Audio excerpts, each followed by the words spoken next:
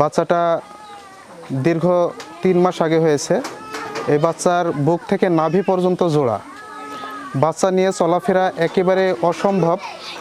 আর এটা এমন একটা পরিবারে জন্মগ্রহণ করেছে, একেবারে হতদরিদ্র পরিবার। এরা হ্যান্ড টু মাউথ, দিন আনে দিন খায়। এদের চিকিৎসা তো বড় কথা, এদের বাচ্চাকে যে একটু সামান্য ঔষধ মেডিসিন কিনে দিবে এটাই তাদের জন্য অসম্ভব হয়ে যায়। তাদের নিজের সংসারের খরচ চালানোই অসম্ভব হয়ে যায়। কিন্তু এই বাচ্চার অপারেশনের জন্য একটা বিগ অ্যামাউন্ট প্রয়োজন, যেটা এদের জন্য যোগান করা একেবারেই অসম্ভব। এমন অবস্থায় আমাদের সরকার যদি এগিয়ে না আসে, তাহলে এই বাচ্চার চিকিৎসার জন্য যে সমস্ত খরচ প্রয়োজন তাদের জায়গায় যোগান করা সম্ভব না।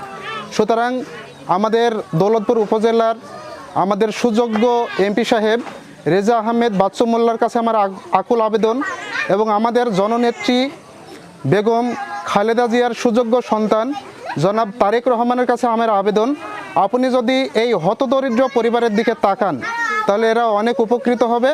2টা নাবালক শিশু খুবই কষ্ট করছে, খুবই কষ্ট। এই কষ্ট যদি আপনি নিজের চোখে দেখেন, আপনি 2 চোখে কান্না থামিয়ে রাখতে পারবেন না।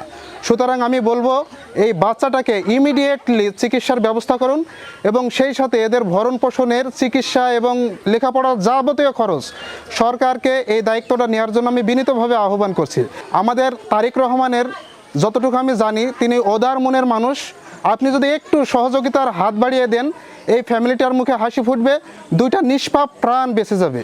সুতরাং আমি বলছি আপনারা অবশ্যই এই বাচ্চার দিকে খেয়াল রাখবেন।